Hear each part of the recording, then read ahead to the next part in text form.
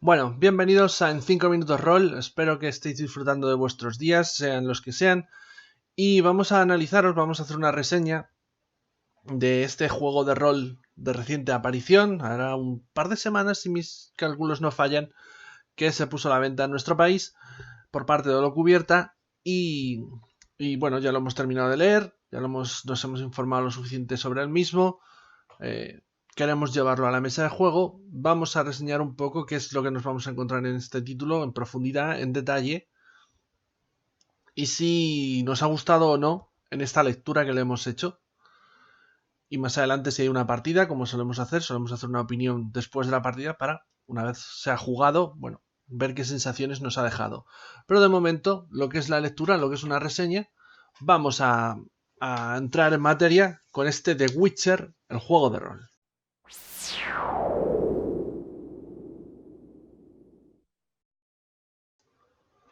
Bueno, pues vamos a comenzar nuestra reseña hablando de lo que es la edición física del libro, como solemos hacer habitualmente. Lo primero que hay que destacar, y creo que se puede ver perfectamente en esta imagen, es que The Witcher, el juego de rol, el manual básico, utiliza un formato algo más grande que la 4.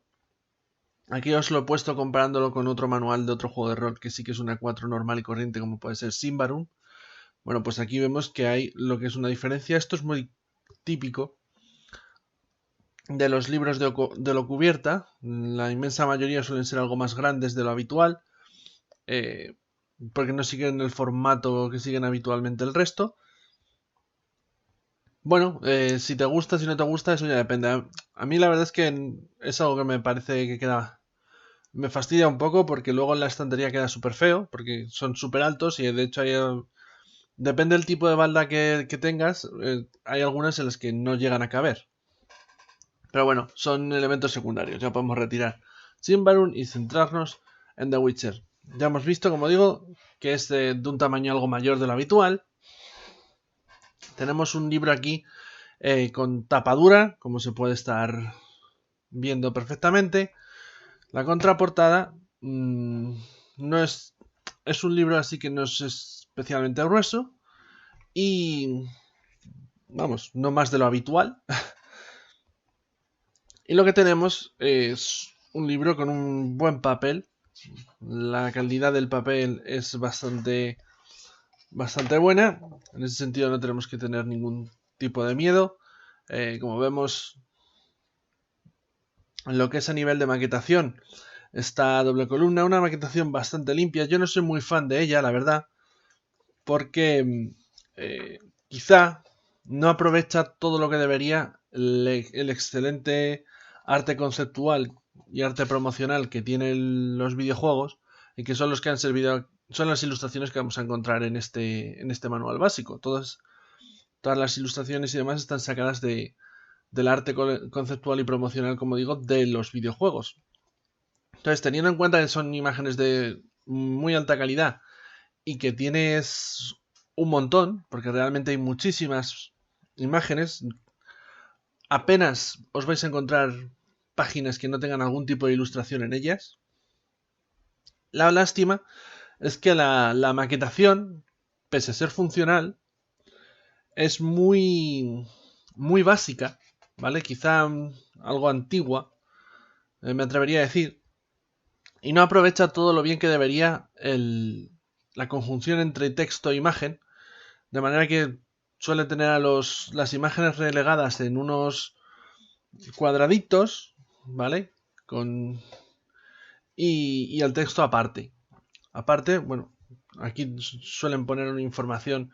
A veces son reglas, a veces son aclaraciones de reglas, otras veces son comentarios sobre las reglas. Bueno, un juego que hay bastantes tablas, no significa que sean tablas que vayan a tener uso a nivel de juego, pero por ejemplo a la hora de organizarte el equipo y demás te lo van poniendo todo en una tabla y no sé, y no te hacen una descripción completa de cada elemento, más o menos te dicen cómo es ese equipo y demás, pero la información de juego, lo que serían los datos numéricos, te los ofrecen en una tabla en lugar de en cada descripción de texto de cada elemento.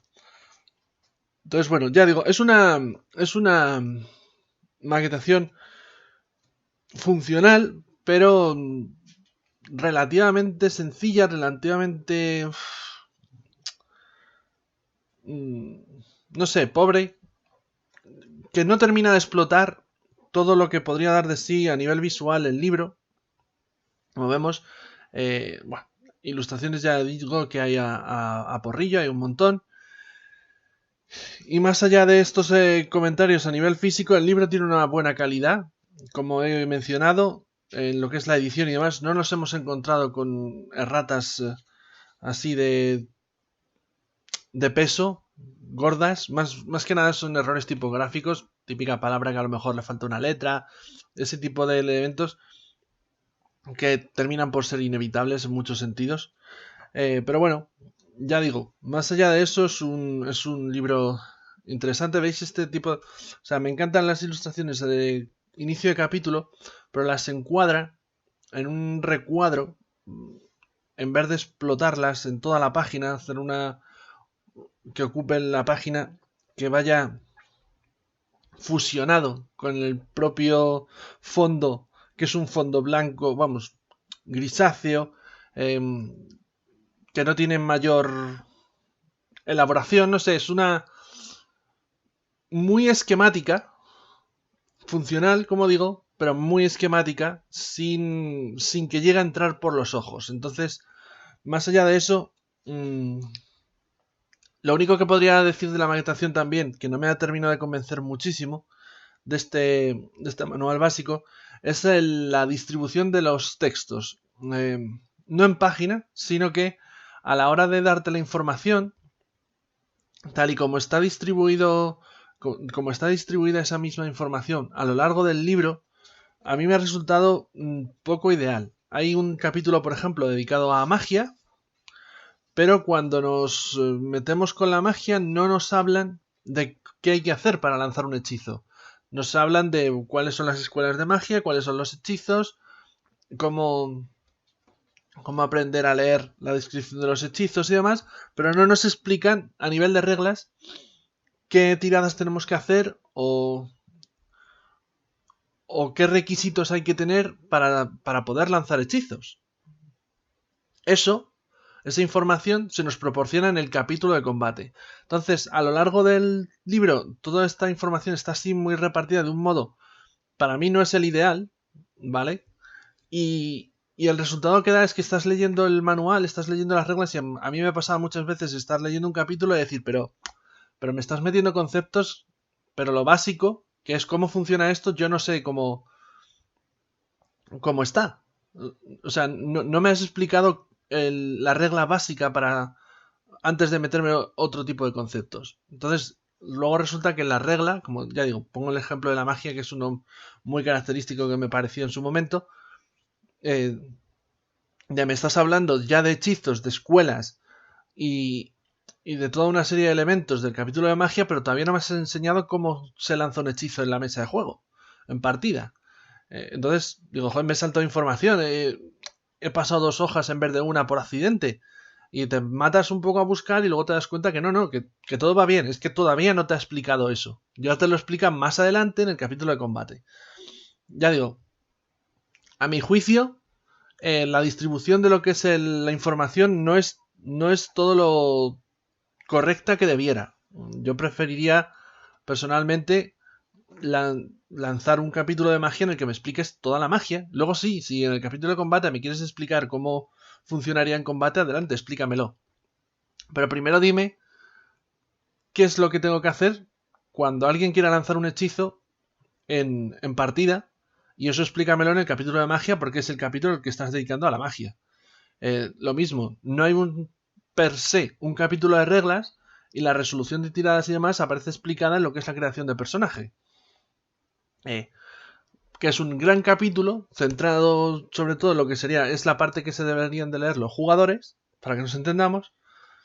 Entonces ahí ya sí se nos explica cuál es el sistema básico del juego, pero después de que nos has estado explicando más o menos cómo crear un personaje, pero no tienes un capítulo reglas o sistema, no.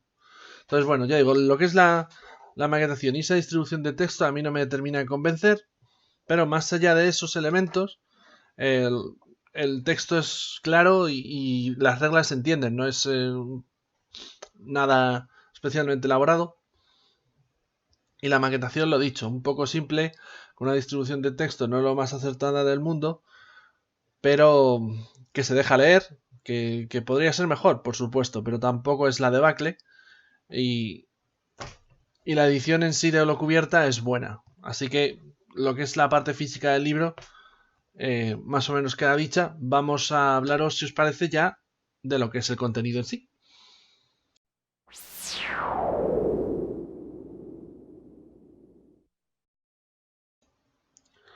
Bueno, pues una vez hemos visto lo que es la parte física, vamos a hablaros del trasfondo de The Witcher, el juego de rol. El mundo de The Witcher, como lo llaman en el capítulo del juego dedicado a lo que es el mundo de juego, valga la redundancia. ¿Qué situación estamos? Bueno, The Witcher ya nos advierten, lo que es The Witcher, el juego de rol, se basa más en los videojuegos que en las novelas de Andrzej Sapkowski, que es el material original sobre el que se basan los videojuegos. Así que digamos que tenemos unos videojuegos que se basan sobre unas novelas y un juego de rol que se basa sobre unos videojuegos que se basan en unas novelas. Si no te ha estallado la mente, entonces puedes seguir viendo este vídeo. ¿Qué situación está el mundo? ¿En qué situación está el mundo cuando se sitúa este juego de rol de The Witcher? Bueno, para ser concretos, el juego de rol de The Witcher se sitúa justamente entre entre el segundo y tercer juego. Es decir, han pasado apenas unos pocos meses desde los acontecimientos que tuvieron lugar al final de The Witcher 2, el asesino de reyes, con una serie de muertes de monarcas importantes en los reinos del norte, el descubrimiento del grupo de la Logia de las Hechiceras, que habían estado intentando influir a nivel político, y la invasión por parte de Nilfgaard y su emperador de los reinos del norte. Entonces, estamos justamente un poquito de tiempo después de esos acontecimientos y un poquito de tiempo antes de que, si habéis jugado The Witcher 3, la cacería salvaje, la historia de Geralt empiece buscando a Ciri en ese momento. Es decir, la guerra entre los reinos del norte y Nilfgaard, la tercera guerra, para ser exactos, pues ya se han enfrentado en varias ocasiones. Si hemos leído las novelas y hemos jugado los videojuegos, lo sabremos. Bueno, pues esta tercera guerra entre el Imperio Sureño y los reinos bárbaros del norte, los bárbaros es un añadido que le pongo yo, porque soy más de Nilfgaard que otra cosa, pero bueno, eh, sí que acaba de comenzar, se están dando los primeros pasos hacia esos territorios y de hecho, bueno, aquí nos ponen más o menos un mapa político de cómo estaría repartido, ¿no? Esto ya sería, toda esta parte es Nilfgaard con la invasión de Temeria y tenemos a una Redania que es el principal escollo de Nilfgaard ahora mismo en esta situación de la guerra, porque es el reino del norte que ahora mismo está en una situación más fuerte, mientras que el resto de reinos están bastante debilitados.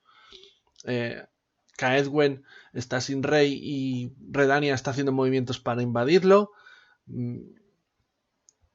Aedir básicamente está prácticamente en manos de Nilfgaard y Temeria es un desastre, está conquistada y simplemente, bueno, hay grupos de partisanos en contra de la ocupación nilfgaardiana además, pero digamos que no, de facto ya no es ese reino independiente que era en el pasado. Esta situación de guerra nos pone en una situación bastante interesante a la hora de afrontar aventuras que tengan que ver con conflictos políticos, intrigas palaciegas, incluso campañas militares. Así que en ese sentido estamos en un periodo muy convulso de este mundo de The Witcher que lo hace muy interesante porque, por ejemplo,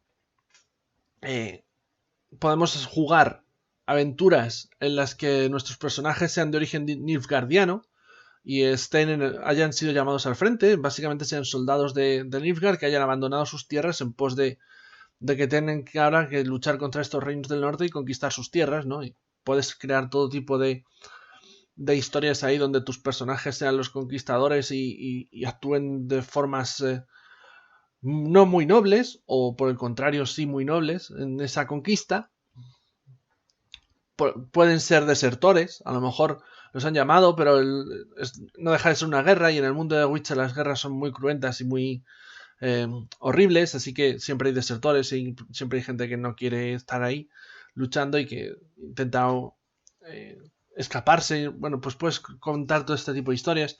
También es un periodo muy convulso porque todo el tema de la logia de las hechiceras y su descubrimiento ha hecho que los usuarios de la magia estén muy perseguidos, en especial en Redania, donde el rey Radovid, el Cruel, pues básicamente está haciendo una santa inquisición en toda regla, a partir de una nueva fe llamada el Fuego Eterno, que bueno, lleva un tiempo la fe, pero ahora como que está creciendo muchísimo, y que están literalmente quemando a usuarios de la magia en las plazas públicas de Novigrado.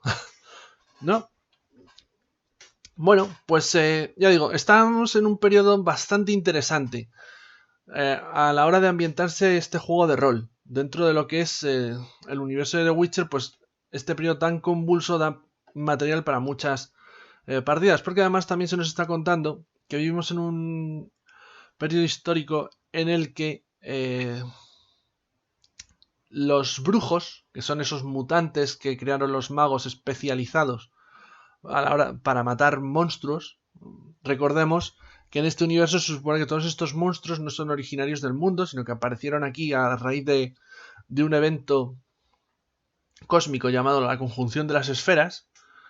Entonces resulta que bueno, que crearon a estos mutantes a partir de seres humanos para cazar a los monstruos, y tuvieron un problema, y es que fueron demasiado efectivos, hasta el punto de que ha habido un tiempo en el que los brujos básicamente habían prácticamente hecho extinguirse a la inmensa mayoría de monstruos, y en muchos lugares se consideraba que las historias sobre determinadas criaturas de fantasía y demás eran poco menos que cuentos e imaginaciones de la gente de antaño.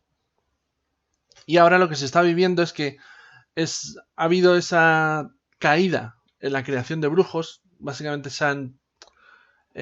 ya no se crean brujos, entonces son también como un pueblo, una raza, porque aquí en este juego es una raza que está en desuso, se está perdiendo su existencia, y eso está haciendo que resurjan otra vez los monstruos. Así que si tenemos una tierra azotada por la guerra, azotada por la persecución de los usuarios de la magia y demás, pues también tenemos una tierra que, sobre todo en el ámbito rural, se está viendo azotada por el resurgimiento de criaturas monstruosas que se están cebando con las pobres gentes humildes que viven fuera de las grandes ciudades, e incluso con algunas de las grandes ciudades, porque algunos tipos de criaturas son más urbanitas que otros. Todo esto ya es un caldo de cultivo importante, pero tenemos todavía más ingredientes en el estofado, porque aparte de todo esto que os estoy comentando, tenemos la situación de que no solo hay humanos en el mundo de The Witcher, también tenemos medianos, enanos y elfos. Concretamente, bueno, los medianos no están mucho por aquí, están ellos en su tierra de Mahakam, ocultos y demás. Bueno, medianos gnomos, me parece que son ambos. Sí, son dos razas diferentes. Pero en el caso de los enanos y los elfos, sobre todo en el caso de los elfos, hay lo que es un racismo muy acentuado en la sociedad, sobre todo de los reinos del norte.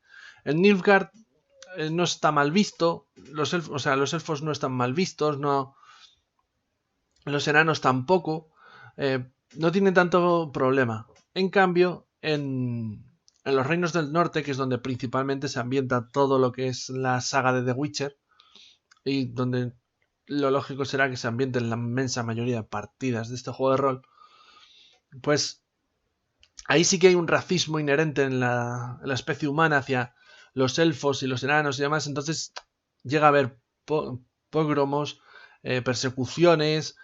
Bueno, los elfos están poco menos que contra la espada y la pared y han generado movimientos revolucionarios como los Scoia'tael, que básicamente son partisanos que se dedican a matar humanos porque sí, porque consideran que los humanos son un mal y les hacen muchas cosas horribles, que es verdad, les hacen muchas cosas horribles. Y entonces, bueno, buscan masacrarlos y como sabemos que vamos a morir, que nuestra especie se extingue, pero no nos iremos sin luchar, ¿no? Bueno, pues un poco en ese plan. Ya digo, lo que hay al final es un caldo de cultivo muy importante de conflictos, de tensiones, de ideas para aventuras, que es lo que nos interesa. Es un mundo muy interesante, el de The Witcher. Es un mundo de fantasía oscura, pero como nos explican muy bien en el libro, por cierto, en este manual, hacen un buen análisis de la prosa de Sapkowski. No es un mundo de fantasía oscura simple en el que todo es muy deprimente y la gente, bueno, pues hay muchas violaciones y hay mucha sangre y mucha folleteo y muchas... no es un mundo de fantasía oscura por eso, sino que estamos en un mundo de fantasía oscura porque hay ese tipo de cosas, pero por lo brega y deprimente que sea la realidad en la que viven los habitantes de este mundo, siempre hay cosas positivas que les hacen querer seguir viviendo.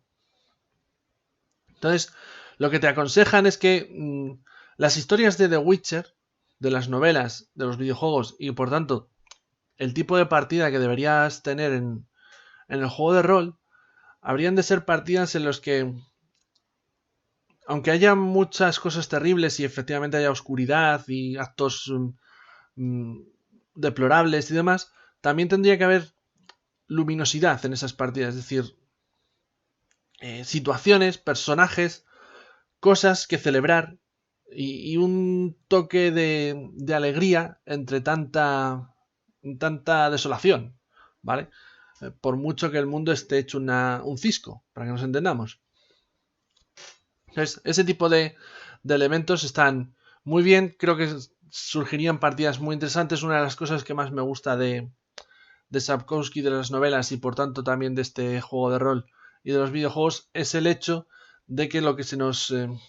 una de las claves de su narrativa es que estamos hablando de un mundo y de unos personajes, sobre todo los brujos, que son los protagonistas de la saga y que dan nombre a este juego de rol, que se dedican a cazar monstruos, pero que muchas veces los monstruos en sí mismos no son la bruja sepulcral, la dama de la medianoche, el dragón, el wyverno y demás.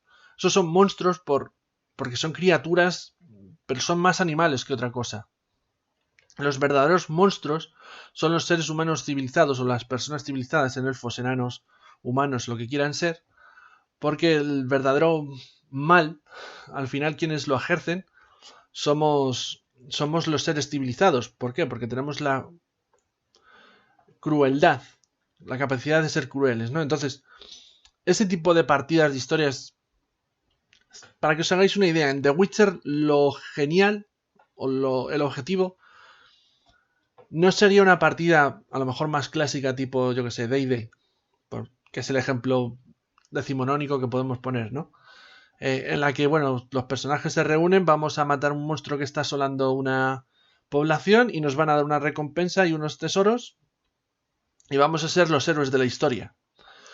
Aquí el tipo de partida podría empezar así, podría empezar llegando a un pueblo en el que la gente está necesitada porque hay una criatura, a lo mejor un wyverno, que está azotando a esas gentes y se lo está haciendo pasarlo mal. Y a lo mejor las gentes se reúnen y si eres un brujo o si a lo mejor sois un grupo de soldados o un bardo, lo que seáis, se reúnen y os piden, os ven cara de gente con recursos, gente guerrera y que podéis solventarles el problema, reúnen los pocos ahorros que tengan entre todos los del pueblo para pagaros el sueldo de que eliminéis a esa criatura. Y vais a eliminar a la criatura. Y a lo largo de la partida se descubre que la criatura, por mal que esté haciendo, no deja de ser un animal, y que realmente la criatura se está azotando porque ha sido azuzada por a lo mejor la gente del pueblo de al lado o un capitán del Imperio Nilfgaardiano de la zona para así mantener controlada la población. Es decir, un giro final que lo que nos diga es: no sois héroes, sois simplemente currantes que habéis intentado hacer algo de bien en el mundo a cambio de una recompensa, no de gratis. Y la criatura que pensabais que era el villano de esta aventura, en realidad solamente ha sido una herramienta de quien verdaderamente era malo, quien verdaderamente tenía unos objetivos innobles, ignominiosos, ¿no? Bueno, pues ese es el tipo de aventura que podrías contar con The Witcher, que a lo mejor en D&D no queda tan guay. Por poner un ejemplo, ¿no? Yo recuerdo en su momento hice una aventura así de este estilo con la Marca del Este, es otro juego de rol. Claro, es un juego en el que los jugadores esperaban, pues vamos a conseguir tesoros, vamos a matar bichos, tal, y llegaban al final y resulta que la criatura que tenían que ir a matar, que oh Dios mío, qué terrible, está secuestrando niños, pues no era tan mala. De hecho, los aldeanos estaban abandonando a sus hijos porque no podían darles de comer, y la criatura lo que estaba haciendo era cogerles y cuidarles, ¿vale? Entonces, claro, eso rayó muchísimo a los jugadores como diciendo: espera, no, nosotros hemos venido aquí a vencer al mal y a conseguir tesoro, ¿qué mierdas es esta? Bueno, pues ese tipo de aventura quedaría muchísimo mejor en The Witcher porque es lo que pide el mundo de juego. Así que, más o menos esto sería el trasfondo, el tipo de mundo que tenemos en este juego de rol. Y si queréis vamos a pasar a las reglas, vamos a ver exactamente esto cómo se maneja en partida.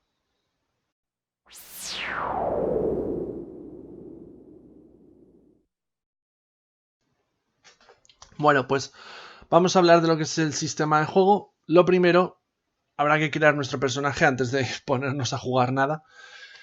El sistema de creación de personajes en The Witcher, bueno, pues empezamos teniendo que escoger lo que sería nuestra raza y demás.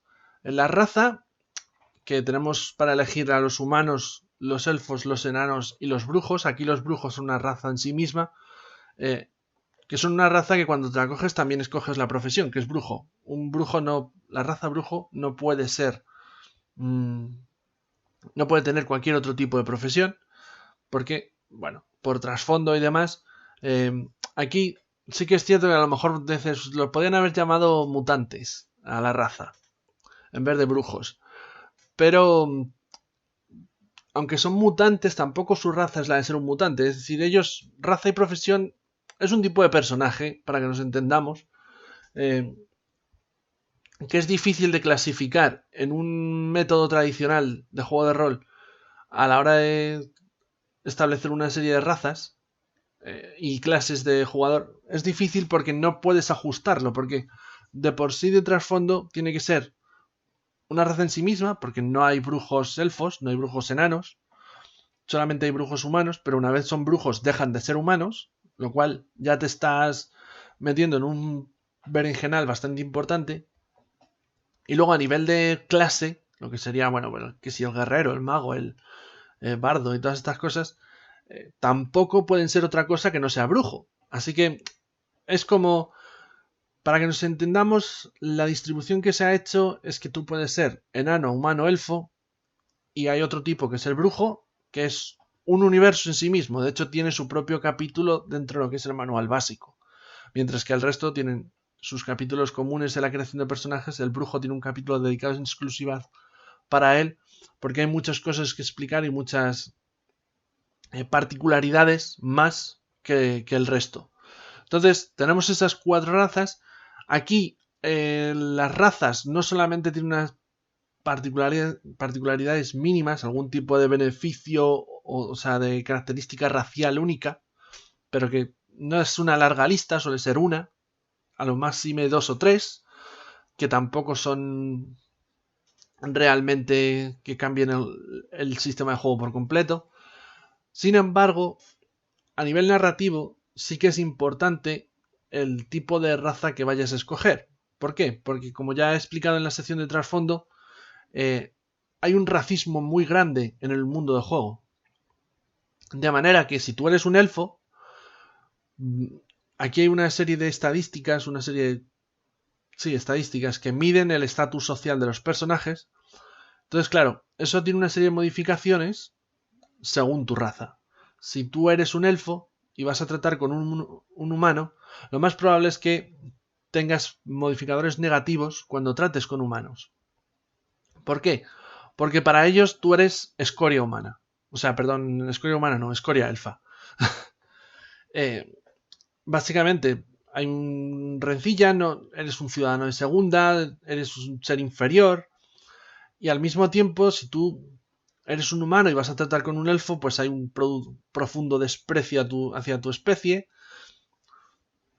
Entonces, ese tipo con los enanos, pues también tiene sus idiosincrasias, y en el caso de los brujos, pues tú puedes ser un brujo, pero la gente normal, los humanos, te temen, porque sois un poco menos que criaturas eh, que si se cuentan muchas historias terribles, os ponen un poco al nivel de los monstruos que matáis. Que si robáis niños, que si, bueno, devoráis a los cadáveres, no sé, cosas muy truculentas.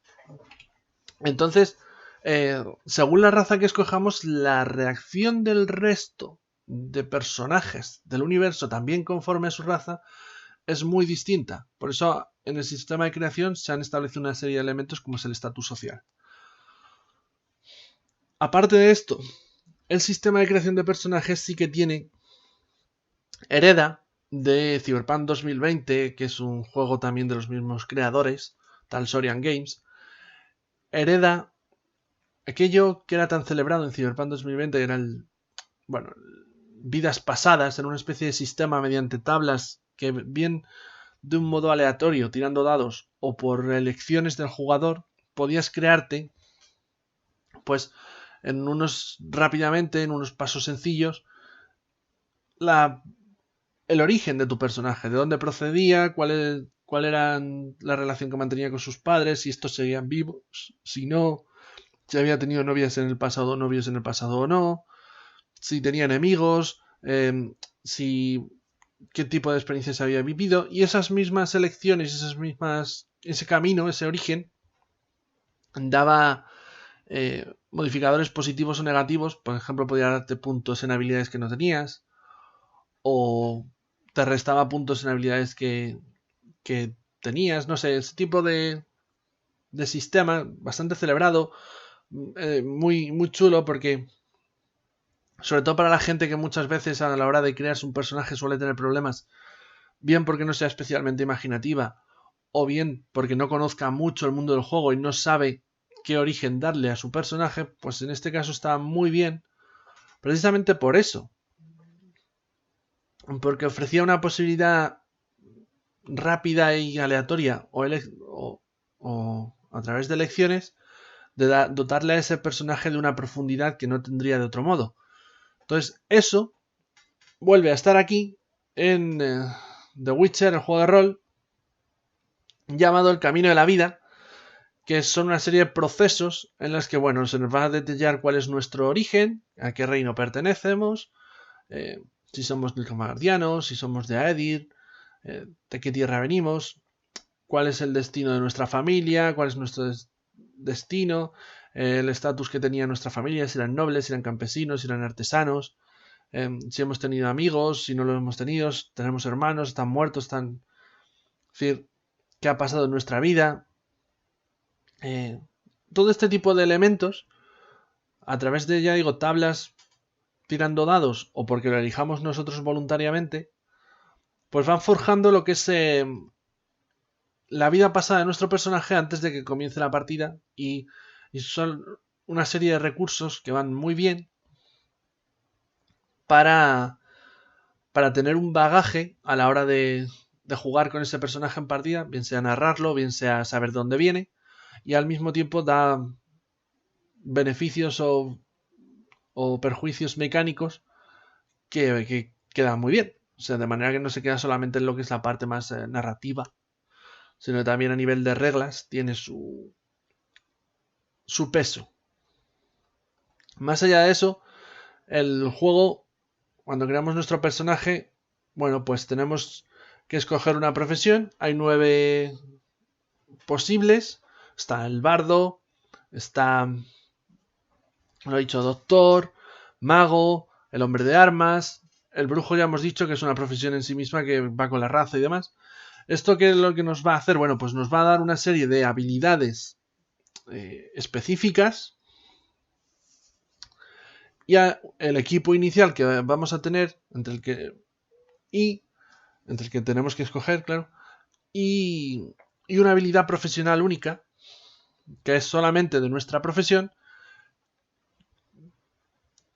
que a su vez se puede dividir si mediante experiencia y demás podemos acabar teniendo como sub habilidades dentro de esa gran habilidad que sean propias de nuestra profesión y nos hagan poder hacer cosas que solamente puede hacer nuestro personaje con su profesión. Entonces, ya digo,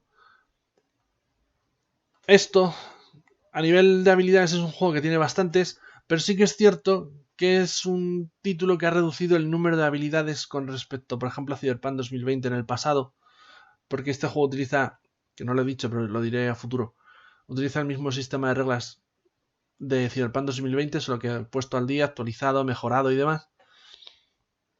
Entonces, en el pasado Cyberpunk 2020 tenía muchísimas habilidades.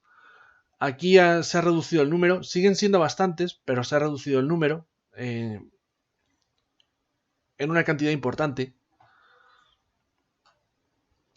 Y bueno, a partir de aquí ya empezamos con la parte más técnica de creación de personajes, que es las características, que básicamente son las puntuaciones numéricas inherentes a cualquier personaje, ¿vale? Por ser un ser vivo, que nos entendamos. Bueno, que si la inteligencia, los reflejos, el tipo corporal y demás, aquí se puede hacer mediante tiradas de dados o bien repartiendo puntos. Y de ahí tenemos que calcular una serie de características derivadas, como son los puntos de vida y demás. Y luego repartir puntos en las habilidades, tanto profesionales como luego las habilidades que queramos escoger nosotros por nosotros mismos. Bien, aquí tenemos lo que sería toda la lista de habilidades que, a ver, vemos que es bastante, pero sigue siendo menos de las que había en Cyberpunk 2020, pero porque muchas de esas habilidades de Cyberpunk 2020 en su día, la verdad es que algunas se pisaban, es decir, es que podías utilizar una u otra distintamente. Entonces, bueno, aquí se ha intentado reducir, sigue siendo una lista amplia, porque este es un juego sobre todo a nivel de sistema de reglas y demás bastante tradicional, yo lo llamaría profundo, con una gran profundidad, no busca la simpleza, no busca la partida rápida, es un juego que va más enfocado hacia campañas largas y por tanto tiene un sistema de reglas de juego muy profundo, elaborado, muy enfocado hacia el realismo,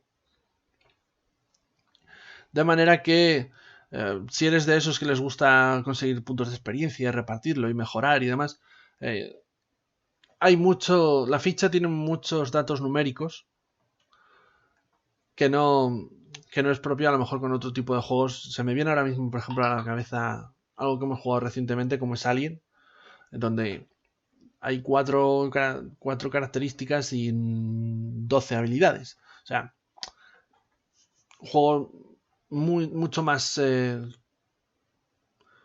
conciso, contenido.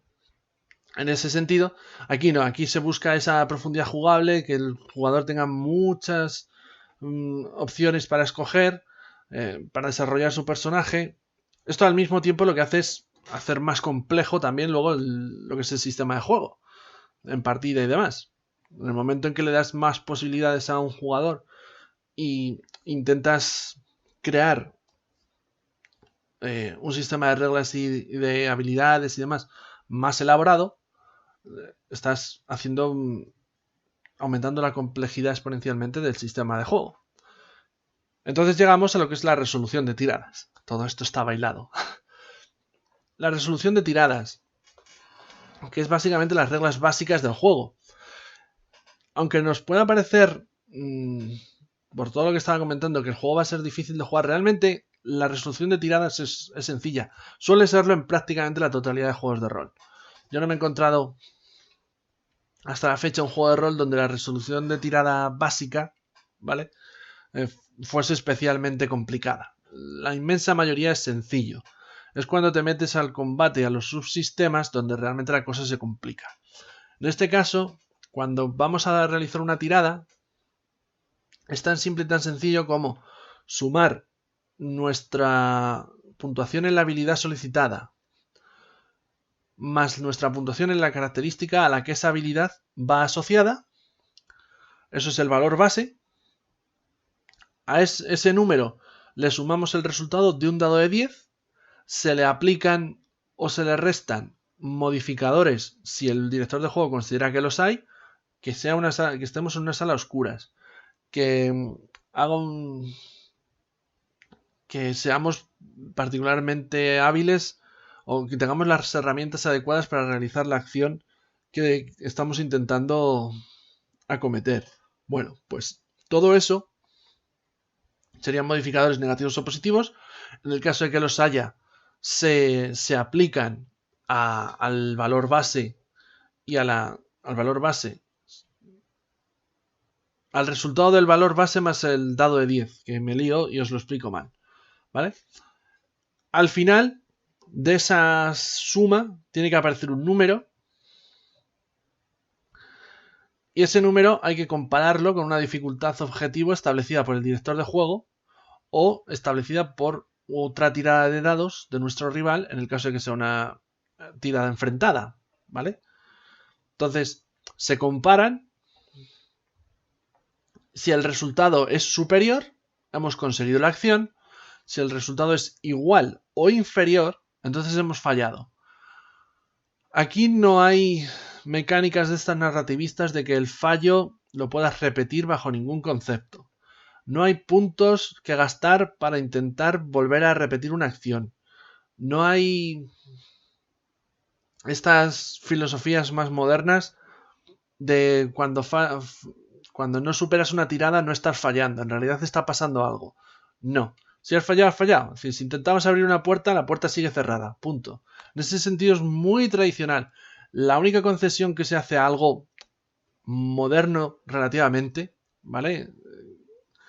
Para mejorar tus tiradas y demás, son los puntos de suerte. Y los puntos de suerte lo único que hacen es que según tú los gastes vas a tener un modificador más positivo. Si yo gasto 2 puntos de suerte en una tirada, pues tengo un modificador más 2 al resultado. Ya está. Y esa es la mecánica básica de The Witcher. La resolución de tiradas básica. A partir de aquí, pues básicamente fórmulas derivadas. No es, como digo, un juego que en su mecánica básica sea difícil, ¿vale?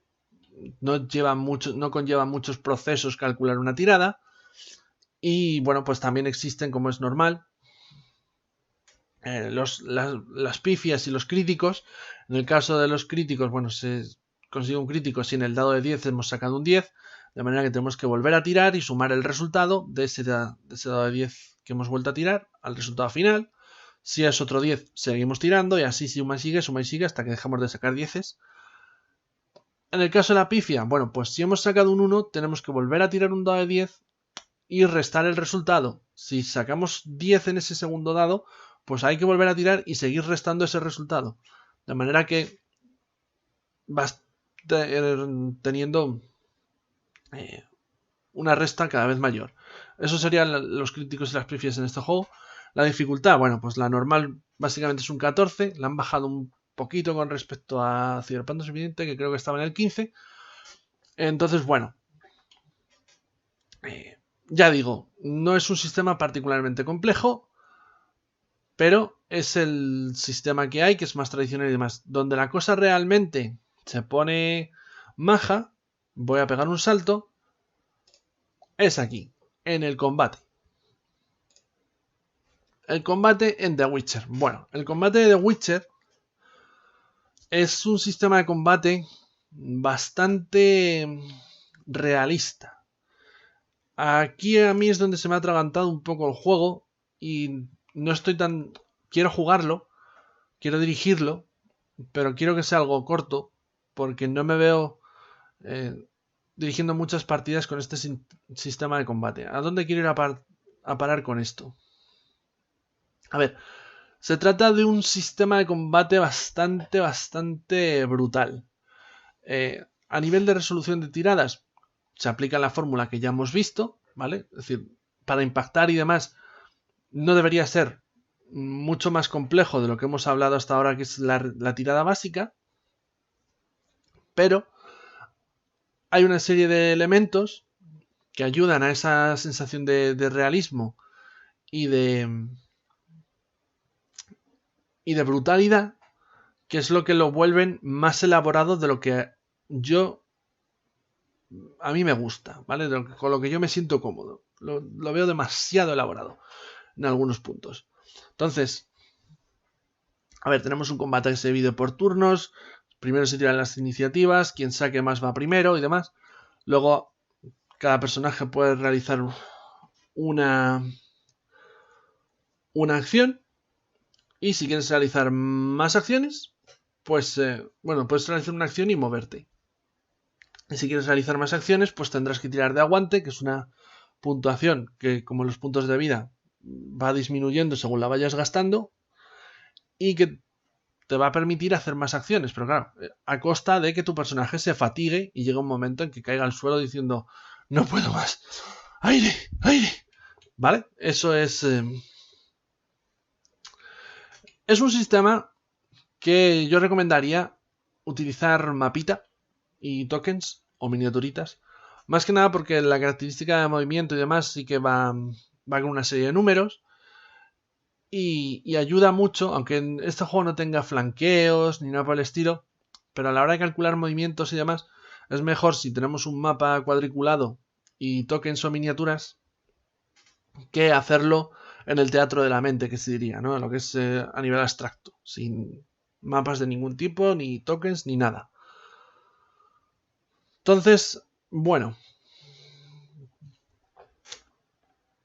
el daño, digamos que hemos impactado en nuestra tirada, hemos podido elegir si hemos querido hacer un ataque rápido, si hemos querido hacer un ataque fuerte, si hemos querido actuar más de una vez, y digamos que hemos impactado. Es en el cálculo de daño donde realmente se pone complejo el juego.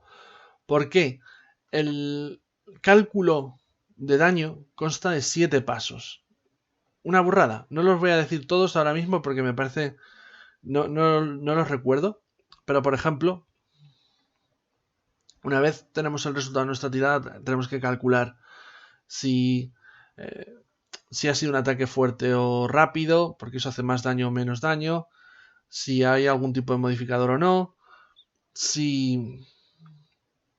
Modificadores, por ejemplo, que el arma sea de plata y el monstruo sea vulnerable a la plata, por poner un ejemplo. Si también tenemos que calcular qué localización, porque si le hemos dado en el cuerpo, pues el daño se mantiene. Si le hemos dado en la cabeza, lo multiplicamos por 3. Si le hemos dado en una de las extremidades, se divide entre 2. O sea, se hace la mitad de daño. Es decir, toda una serie hasta que por fin llegamos a saber cuánto daño le hemos hecho. También hay que restarle la armadura del enemigo, porque lleva armadura. Entonces, hasta que llegamos a cuánto daño se ha hecho, son una serie de pasos que, vale, si lo dominas, vas más o menos ágil, porque no siempre tienes que estar calculando los 7 pasos. Hay pasos que te puedes saltar porque no se aplican. A lo mejor no llevas una espada de plata y el monstruo no es vulnerable a la plata. No es necesario hacer más ese paso. Pero no deja de ser una serie de pasos muy elaborados que, ya digo, a mí no me ha gustado, porque al final en partida todo esto, cuanto más tengas que calcular, más se va a enlentecer. Y los combates, si ya de por sí, porque son elaborados, y este sistema lo es, se enlentecen en cualquier juego de rol, pues encima le estás metiendo más información que tener en cuenta, pues se vuelven tediosos. ¿Vale? Luego decía que es un sistema muy brutal. ¿Por qué digo que es un sistema muy brutal? Porque es relativamente sencillo acabar haciendo heridas críticas. Dependiendo de por cuánto superemos la defensa del objetivo, pues vamos a hacer una herida crítica Y esa herida crítica puede ser leve, puede ser moderada, grave o incluso letal, ¿no? Entonces, las heridas críticas lo que tienen, que aquí tenemos una serie de tablas en las que hay que tirar para saber exactamente qué herida crítica hemos hecho. Bueno, pues pueden ser incapacitantes, pueden mutilar a los personajes jugadores o los enemigos, pueden matar directamente, pueden poner unos modificadores negativos muy brutos. Y al final, eso, unido a que el sistema de curación es muy poco efectivo. Es un sistema de curación bastante lentito, en el que para curarnos de heridas de gravedad y demás, nos toca descansar y descansar mucho tiempo. Esto nos explican qué sucede en las novelas. En las novelas pasa que Geralt a lo mejor acaba muy tocado después de algún tipo de enfrentamiento y el tío se tira un mes en un templo tal descansando sin hacer nada porque tiene que recuperarse las heridas. Pues aquí eso va a pasar. ¿Vale? Entonces, básicamente, todo lo que es la curación no nos vamos a recuperar muy rápido, unido a lo relativamente sencillo que es, ya digo, sufrir heridas de gravedad, pues pueden ser los combates una auténtica carnicería. Lo cual queda bien, porque el mundo de The Witcher es así, es muy brutal, pero en un juego de rol tenemos que tener en cuenta que no nos encariñemos mucho con el personaje, no vaya a ser que a las primeras de cambio acabe espichando. Así que bueno, en ese sentido, por ahí lo tenemos. La magia, a ver, la magia es básicamente se maneja igual que cualquier otro tipo de tirada. La única diferencia es que a lo mejor cuando vas a tirar por tu control, tu habilidad con la espada o porque quieres impactar con una espada, lanzas con la habilidad de armas cuerpo a cuerpo y tu destreza o tus reflejos, no me acuerdo. Y en cambio cuando vas a hacerlo a la hora de lanzar un hechizo, pues lo que haces es utilizar la característica voluntad, la habilidad de lanzar hechizos y el dado de 10. Por supuesto también puede haber pifias mágicas porque la puedes cagar y esas pifias acabar hiriendo al mago. Y los hechizos, pues los hay de diversa índole, ¿vale? La inmensa mayoría hay hechizos de combate y demás. Aquí The Witcher es un mundo en el que los magos sí que pueden lanzar bolas de fuego, para que nos entendamos. Y pueden hacer cosas muy chulas como miniaturizar y dejarlos convertidos en una especie de figuritas de jade a los enemigos. También pueden hacer plegarias si tu usuario de la magia es un sacerdote. Puedes llevar a cabo rituales. Quizá lo que más me gusta del sistema de magia de The Witcher no tiene que ver con la magia de los magos para el combate y demás, sino con lo que serían las maldiciones y los maleficios. Porque son hechizos que juegan más en la parte narrativa de las aventuras, de creación de aventuras, en el que como no se sabe muy bien cómo se disipa una maldición, pues puedes crear una aventura simplemente a raíz de un hechizo de maldición. ¿Vale? Que alguien sufra una maldición, la aventura puede girar toda ella en torno a cómo disipamos este problema que tiene esta persona. Ya digo, esa es la parte así de la magia que a mí más me gusta porque da material de cara al máster y al director de juego de crear aventuras, mientras que el resto de magias sean las señales de los brujos, que las hay, por supuesto, los hechizos de los magos, las plegarias de los sacerdotes y demás, funcionan a un nivel más mecánico, ¿vale? Es decir, son hechizos que tienen sus descripciones, que te dicen lo que hace cada uno y que funcionan, como digo, más a nivel mecánico y no tanto de cara a tener posibilidades narrativas, sino, pues este hechizo lanza una bola de fuego que hace tanto de daño, ya está.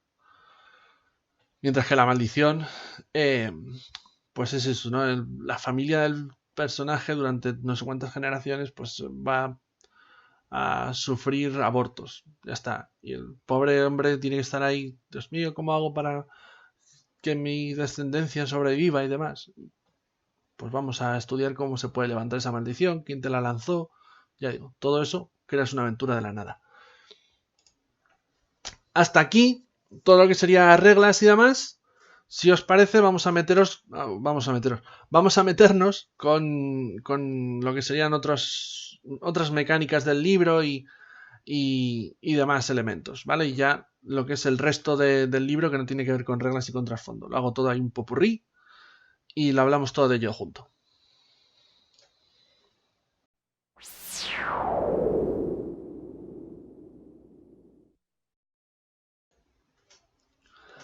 Bueno, pues una de las particularidades que tiene The Witcher con respecto a otros juegos de rol es su sistema de alquimia y artesanía, que es propio de este juego de rol y que no he visto nada parecido en otro tipo de juegos. Básicamente, el sistema de artesanía y de alquimia son una serie de tablas y de fórmulas y de elementos, ingredientes, que permiten a los jugadores que tengan la profesión adecuada.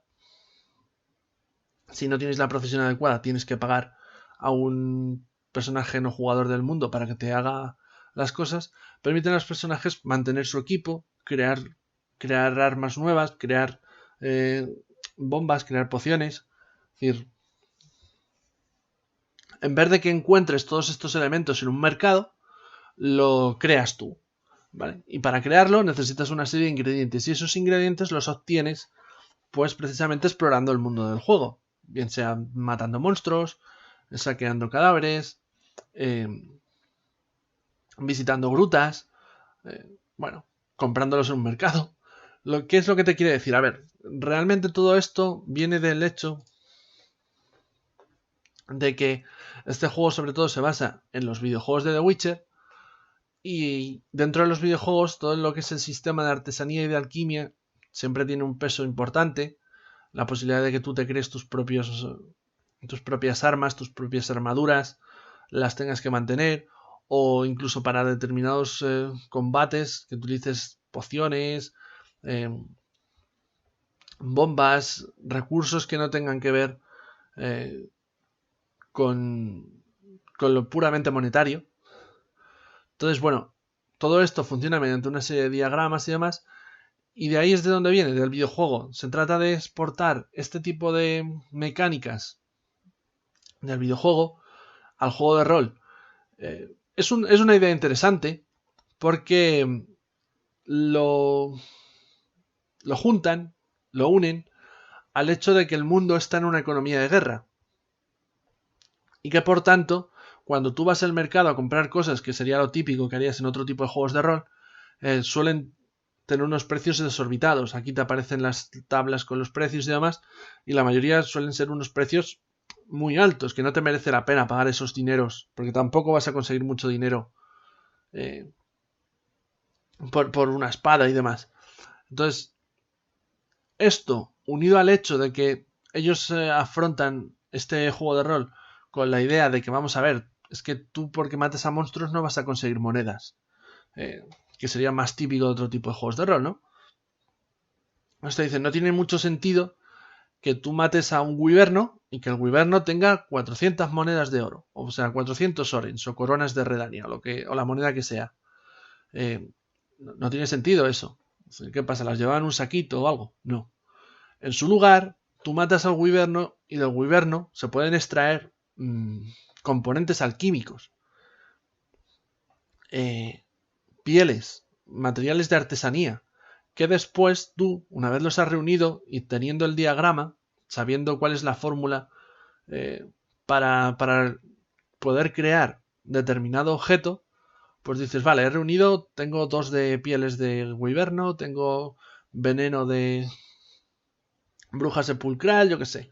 Cosas de esas puedo hacer, mediante una tirada y invirtiendo tiempo y demás, puedo fabricarme el objeto que quiero y no tener que encontrarlo en una cueva. De hecho, lo que nos explican en el capítulo del director de juego, básicamente, es que la recompensa de los jugadores más material deberían ser materiales de artesanía o de alquimia, diagramas de artesanía o de alquimia también, y no tanto una recompensa monetaria o la espada mágica de turno o cosas por el estilo. Que espadas mágicas hay, pero lo que te dicen es que son objetos únicos que deberían tener su propia historia y sobre los que girar una aventura alrededor de ellos, no que te los encuentres casualmente en la cueva de este Necker, ¿vale?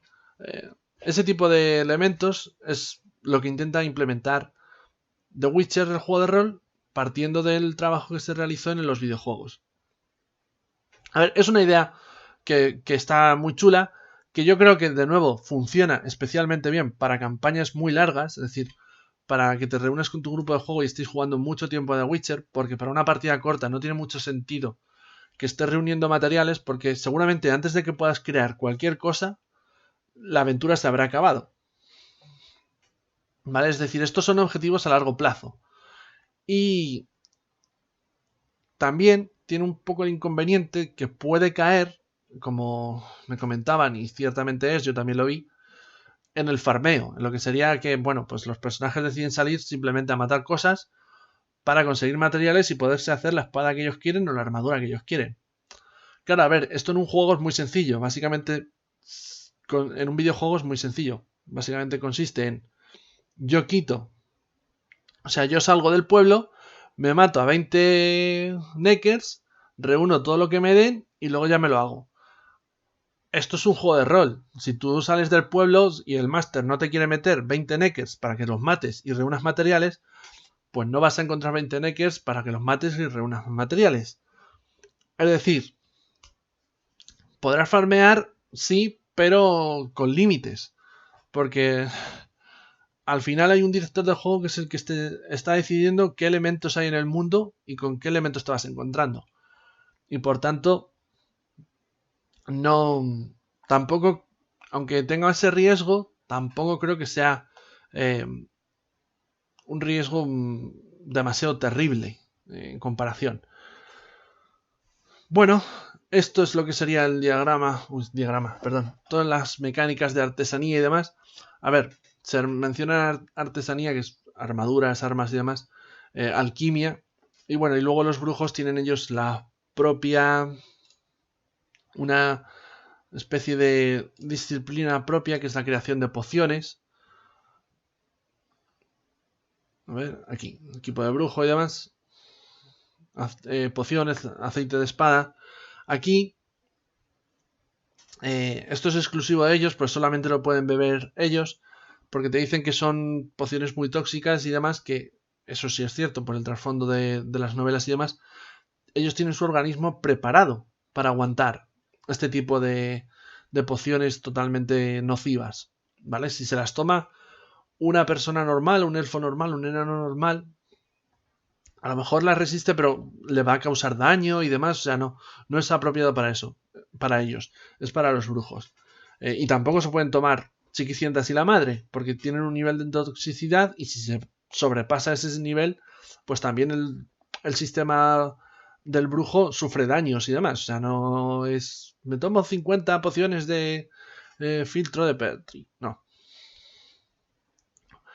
Luego, aquí vais a ver una serie de elementos, una serie de simbolitos, tal, que pueden resultar quizá un poco confusos. No temáis. Realmente los simbolitos son representaciones de determinados ingredientes alquímicos o reactivos alquímicos que en vez de ponerlos con nombre, básicamente dicen el simbolito rojo representa pues este ingrediente y este ingrediente pues lo puedes encontrar en toda esta lista de elementos, desde plantas a monstruos y demás. Entonces, bueno, es un modo de decirte, para que consigas el ingrediente alquímico este rojo, no hace falta que necesites esta planta en concreto, sino lo puedes obtener de varios lugares. Bueno, más allá de eso, bueno, lo que he dicho antes de las armas mágicas y demás, que deberían de tener sus historias. Aquí te pone unas cuantas de ejemplo y la historia detrás de ellas, para que tengas unos cuantos ejemplos o pongas directamente estas en la partida.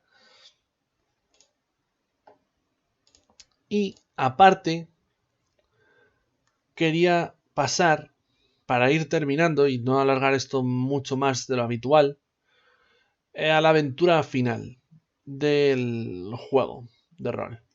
Buenas noches a todos. Punto positivo para el manual básico de The Witcher, que te viene con una aventura para que empieces a probar el juego. La aventura, debo decir, está bastante bien. Es una aventura de estas, como he dicho al principio cuando hablaba del trasfondo, de llegamos a este lugar, se nos pide ayuda, pero luego se nos pide ayuda con un monstruo, pero luego no todo es lo que parece. Es decir, cumple esos cánones. El problema que yo le veo, a mi juicio, y que le hace bajar muchos enteros, es que no está bien escrita. Es una aventura que, para mi gusto, está escrita de un modo bastante esquemático. De manera, quiero decir, cuando digo esquemático me refiero a que te ponen una serie de texto, un par de frases de lo que diría el personaje no jugador. Aquí hace estas tiraditas y venga, y a lo siguiente. Es decir, y en ningún momento te ayudan. Por ejemplo, los combates no te dicen hay tantos enemigos, ya está. Cuando los personajes los derroten, pues pasa esto. Si no los derrotan, pues pasa esto otro. A ver, enfocarla como una aventura del manual básico, que a lo mejor es la primera que van a utilizar muchas personas para jugar a vuestro juego. De manera que sería de agradecer que en esta aventura me pongan las estadísticas de esos NPCs, en vez de decirme, utiliza la del bestiario de tal, que vale, que tienes que estar dando saltos de hoja, que están ahí, la información, pero joder, cúrratelo un poquito. Asume que a lo mejor esta es la primera vez que alguien dirige un juego de rol y que estaría guay que le des unas pocas indicaciones de cómo debería hacerlo. Ya digo, está muy escrita. La sensación que yo he tenido al leerla es la de una aventura que el autor la ha escrito para jugarla él, y estos son sus papeles. A ver, todos tenemos nuestras aventuras escritas y muchas veces son papeles que nosotros nos aclaramos, pero que a mí no se me ocurriría publicarlos porque yo los entiendo, pero a otra persona me dice, ¿aquí qué tengo que hacer?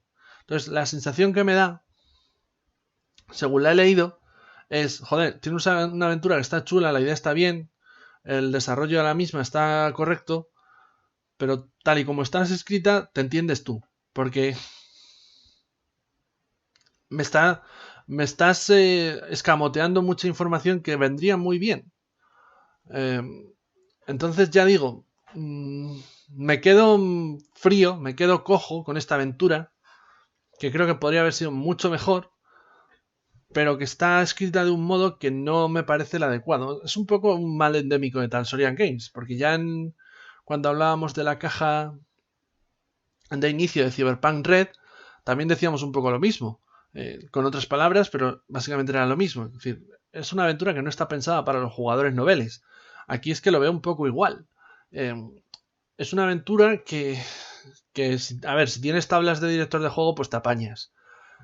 Pero, como una aventura de introducción del manual básico del juego y demás, me parece que no está todo lo bien desarrollada que debería la explicación, la escritura y las ayudas al director que la vaya a dirigir. Entonces, ya digo, ahí a mí se me ha venido un poco abajo, se me ha desmoronado un poco ahí el juego en ese sentido.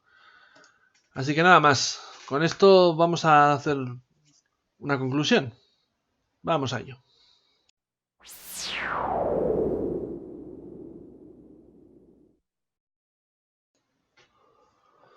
Bueno, pues después de haber visto más o menos en profundidad lo que es The Witcher, el manual básico del juego de rol, opinión final del mismo. A ver, a este juego yo personalmente le tenía muchas ganas. Me esperé a la traducción de Holocubierta porque cuando se anunció, pues ya todavía no había salido el juego de rol en físico en inglés. Entonces dije, bueno, pues ya me espero a la traducción y me lo compro cuando esté en castellano. Mi valoración final es un juego que me genera sensaciones encontradas. Por un lado, el mundo me apasiona. De hecho, las novelas de Geralt de Rivia, la saga del brujo, de Andrei Sapkowski son mis novelas favoritas de fantasía de todos los tiempos. ¿Vale? Para mí. A lo mejor alguien me opina diferente. Perfectamente respetable. Pero para mí es lo mejor en fantasía que he leído hasta el momento. Entonces, claro, me encanta. Me apasiona. Y tener la oportunidad de jugar aventuras, partidas de rol en ese universo, se me hace la boca agua, para que nos entendamos todos. Entonces, ¿dónde vienen las sensaciones enfrentadas? Pues que es un juego que el sistema de reglas, en principio, no debería darme problemas. Con la tirada básica, ya digo, conozco Cyberpunk 2020, he dirigido Cyberpunk 2020, sé manejarme con este sistema y por ende no es un sistema que diga, uff, el horror, no lo voy a jugar nunca. No, me apetece jugarlo. Por lo que ya digo también de que me apasiona el mundo del juego y dirigirlo. Pero al mismo tiempo llego a la parte del combate, veo ese combate más simulacionista, más realista, donde hay que calcular tantas cosas, tan elaborado, y eso es lo que me echa mucho para atrás a la hora de decir, quiero jugar a esto mucho. ¿Por qué? Porque yo también sé cómo soy como director de juegos, sé cómo soy como jugador, y cuando veo este tipo de sistemas, si tú eres una persona que te gusta lo que es la parte más numérica de los juegos de rol, o prefieres un acercamiento mucho más complejo y elaborado a un combate, porque consideras, a ver, a ti te apetece pues que tú utilices una espada de plata tenga una repercusión y que no sea algo que dé igual a nivel, que todo queda en el mundo de la imaginación, ¿no? En la narración no es tan importante y tú quieres que todas esas variables de un combate se reflejen a nivel de reglas. Si tú eres de esas personas que me parecen muy respetable y he conocido gente así, y oye, estupendo, cada uno tiene la diversión de donde quiere, pues no vas a tener ningún problema con The Witcher. De hecho, te va a gustar. ¿Vale? Si por el contrario eres como yo, que ese tipo de mecánicas más elaboradas, hoy repito mucho lo elaborada, más complejas, más profundas, más detallistas, se te atragantan, no las consideras necesarias, para ti no significa nada que tengas un +3 por utilizar una espada de plata contra un monstruo, o sea, te da igual. Tú lo que te centras es en la narración, en la parte de la historia, en lo que quieres vivir con tu personaje y no te supone ninguna diferencia que haga un +3 o que no haga un +3. Eso te la trae al pairo, para que nos entendamos. En este caso, sí es más plausible que este juego de rol se te atragante.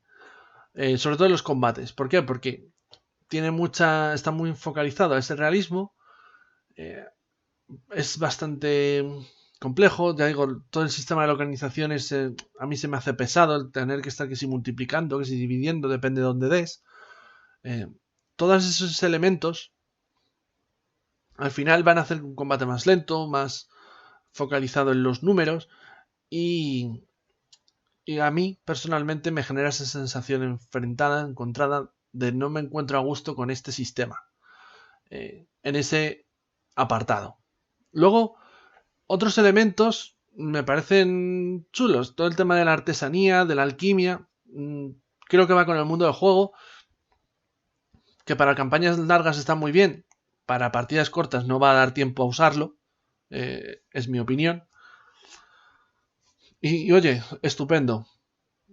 Ya digo, a mí es un juego de rol que me gusta por el trasfondo del universo que me apasiona. Pero dentro de lo que es la traslación de ese trasfondo a juego de rol, no me ha gustado tanto como me podría haber gustado. Es decir, cuando esto se anunció, para mí, wow, genial, un juego de rol de The Witcher, chachi guay. Pero bien, ver el resultado final no me convence tanto. Lo jugaré, me gusta, me lo pasaré bien, pero no me puedo quitar de la cabeza la idea de esto podría haber sido muchísimo mejor. Podría haber sido muchísimo mejor en presentación del libro, a nivel visual, de maqueta, de información, de imágenes y demás. Porque mira que las imágenes son, la inmensa mayoría son muy buenas. Pero ya digo, no está la maqueta y demás, no se queda a medio gas. La aventura final me parece que es una aventura que está muy chula, pero tal y como está escrita, pierde enteros, porque no está bien escrita. Y el mundo del juego me apasiona y me parece genial, pero me encuentro con ese sistema en combate que me genera dudas de que vaya a disfrutarlo cuando lo esté dirigiendo. Entonces, con esta valoración global, lo dicho, si eres un tipo de jugador que te gusta el mundo de Witcher y te gusta el universo, o sea, un sistema de reglas más tradicional y lo de la maquetación y todo eso pues te da más igual, juegazo. si en cambio estás más próximo a esta visión mía del mundo y consideras que ese tipo de quejas que yo tengo sí te suponen un inconveniente, pues sí es probable que este juego de rol de The Witcher te vaya a generar dudas o no vayas a estar todo lo contento que te hubiera gustado con él. Así que esa es nuestra valoración final. Es un juego de rol bueno, muy chulo, pero no es el tipo de juego de rol que a mí me gustaría que fuese The Witcher.